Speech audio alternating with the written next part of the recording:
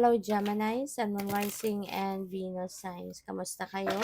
Sana po'y nasa mabuti kayong kalagayan. Welcome back po sa Star Tarot. At kung bago kayo rito, welcome din po kayo. Please subscribe, like, share my videos, and leave me a comment kung nakaresonate po kayo. Thank you. So, first card ni Gemini, we have the Star. Ayan, napakaganda nito kasi si Star is full of hope. Full of optimism, full of hope. Kaya maaring magiging ganon kayo.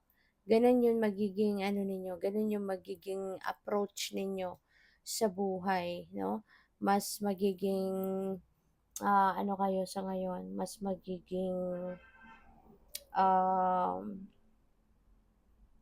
mas magiging hopeful, mas kumbaga mas malinaw.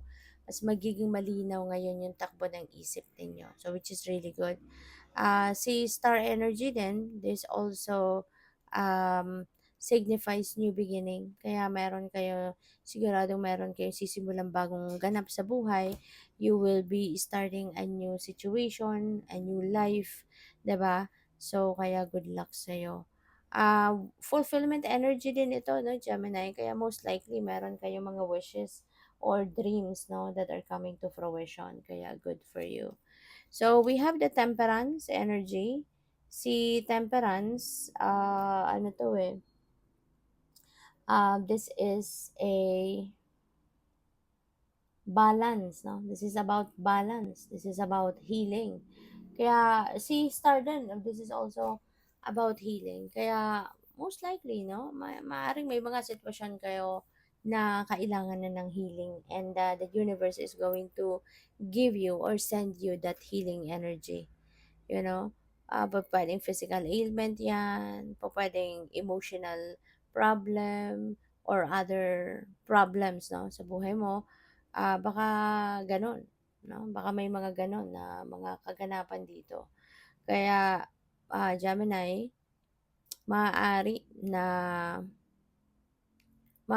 na ang iba sa inyo rito is definitely going to siguro feel better, 'di ba? Maybe you are going to feel better now. So, 'yun. At saka po, maganda kasi nga magiging balanse na ang lahat, 'di ba? You are definitely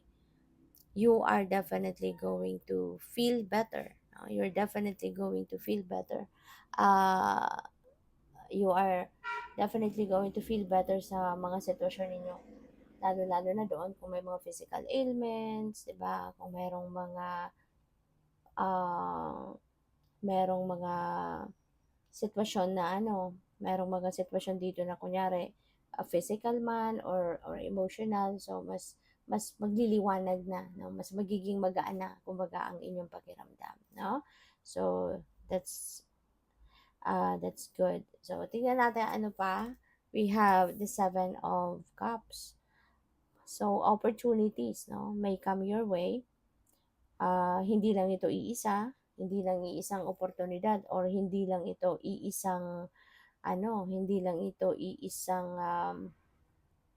hindi lang iisang opportunity, but this could also be iisang um, area of life, no? Na opportunity na to ang pwedeng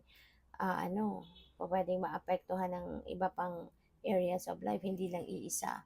Hindi lang ito, kunyari, hindi lang ito para sa kaperahan, kundi maaaring opportunity din ito to meet new friends. This could also be an opportunity para mag-travel or other things, you know. So, yun. At maging maingat lang, no, sa pagpili ng oportunidad. Maging maingat lang sa figure out, no, kung alin dito yung mas makakabuti sa'yo, pagpili sa kung ano man yung um, better, no? Better na sitwasyon, or uh, better na oportunidad, no, na mas, alam mo yun, makakatulong na mas maging maayos, mas maging mabuti ang inyong kalagayan sa buhay. So, yun, dapat maging discerning, at saka tignan ninyong maigi, 'di ba? Para makapamili kayo ng mabuti. listen also to your intuition kasi yung intuition natin, that's divine guidance at yan ang tutulong sa'yo para na mapili mo kung ano talaga yung best para sa'yo. So, by the way, maraming salamat for subscribing and if you haven't subscribed yet, subscribe na kayo. And also, maraming salamat din for not skipping the ads. Malaking bagay po yan sa akin. And also, please click the join button sa baba ng video kung gusto po ninyo na mag-join kayo sa membership. Okay? Salamat po.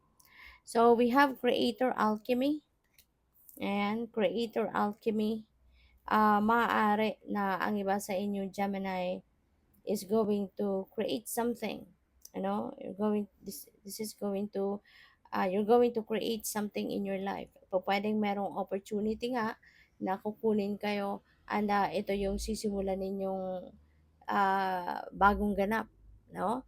Let's say bagong trabaho, 'di ba? So maybe you're going to start a new job, pwedeng ganon. Or maaaring meron kayong ideas, 'di ba? May mga new ideas kayo na may isip, so maybe you are going to put that idea into action, yung ganon, no? So, good luck sa'yo. So, we have change maker, make waves, ayan. So, may pagbabago, no? There is transition, there is transformation that is going to happen in your life. At kung ano man ito, hindi lang maaaring hindi lang isang pagbabago ang magaganap dito. Hindi lang isang bagong sitwasyon ang mangyayari dito. Kaya you may be busy, Gemini. Maaaring mabusy ka at this time. Kaya kailangan lang, no, na maging ano ka. Kailangan lang na maging yung ayusin ba, no? Kailangan na ayusin yung ano ninyo, ayusin ninyo yung sitwasyon. Kasi maaaring yung mga pagbabagong ito, hindi lang iisang area of life ang babaguhin mo, but maybe you're going to change, different areas of life. May mga mangilan-ngilang sitwasyon dyan or bagay dyan na babaguhin mo in order for your situation to get better. So, good for you. So, we have fill your cup with sacred giggles. Ayan. So, para naman maging mas masaya ka. 'Di ba? Mas masaya ka. Lalo-lalo na kung ikaw talaga ay masayahin. 'Di ba? Ikaw talaga ay isang taong very bubbly. Yung ganon. Maaaring because of that, 'di ba? Sa pagiging giggly mo, pagiging bubbly mo, maaari na magkakaroon ka dito ng ano. Maaaring magkakaroon ka dyan ng um,